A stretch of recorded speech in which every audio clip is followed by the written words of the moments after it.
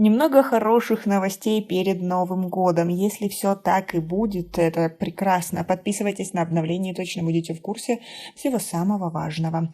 Президент Кыргызстана Садыр Жапаров в ходе рабочего визита в Баткенскую область заявил о своем намерении завершить работы по уточнению кыргызско-таджикской границы к маю следующего года.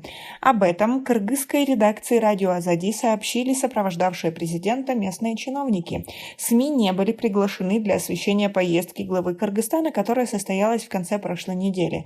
Сопровождали Жапарова только представители собственной пресс-службы, которые ограничились лишь текстовыми сообщениями о визите без публикации видеозаписей. Председатель Баткенской области Учкунбек Жарабаев сообщил, что президент Кыргызской республики заявил о намерении завершить работы по уточнению границы с Таджикистаном к маю следующего года, но он подчеркнул, что так как это двусторонний вопрос, многое зависит и от действий соседнего государства, добавил Жарабаев. А как вы думаете, получится ли это все сделать? Ранее Садыр Жапаров, выступая в парламенте, отметил, что до Нового года руководство страны планирует решить приграничные вопросы с Таджикистаном. Мы должны жить в мире и согласии с 4 соседними странами. Ни один солдат на границе не должен больше погибнуть, сказал тогда президент Кыргызстана. Спустя несколько дней Жапаров на состоявшемся недавно в Бишкеке народном Курултае заявил, что Кыргызстан и Таджикистан достигли предварительной договоренности по границе. По его словам, документы по границе будут подписаны в ходе поездки таджикской делегации в Кыргызстан. О дате визита делегации в Таджикистан не сообщалось. Таджикистан и Кыргызстан не могут решить приграничный вопрос уже более 30 лет. Около 400 километров границы протяженностью свыше 900 километров до сих пор не определены. Неопределенные участки госграницы между Таджикистаном и Кыргызстаном являются основным фактором напряженности между Душанбе и Бишкеком.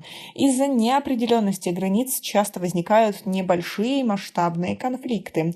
За последние 2 года жертвами военных противостояний стали сотни граждан Таджикистана и Кыргызстана. Самый кровопролитный конфликт на таджикско-кыргызской границе произошел в сентябре этого года, когда с обеих сторон погибли десятки человек, сотни получили ранения. Душанбе и Бишкек предъявляют взаимные претензии об акте агрессии и вторжении на свою территорию. Причем свои действия каждая сторона интерпретирует как защиту суверенитета и территориальной целостности.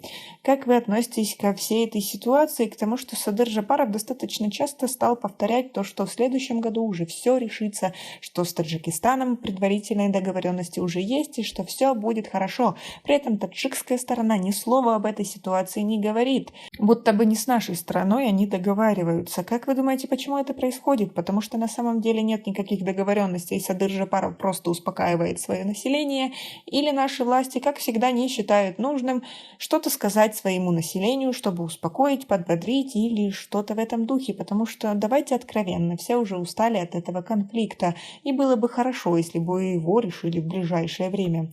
А возможно ли его решить окончательно? Свое мнение напишите нам, пожалуйста, в комментарии, или в будущем все равно будут конфликты.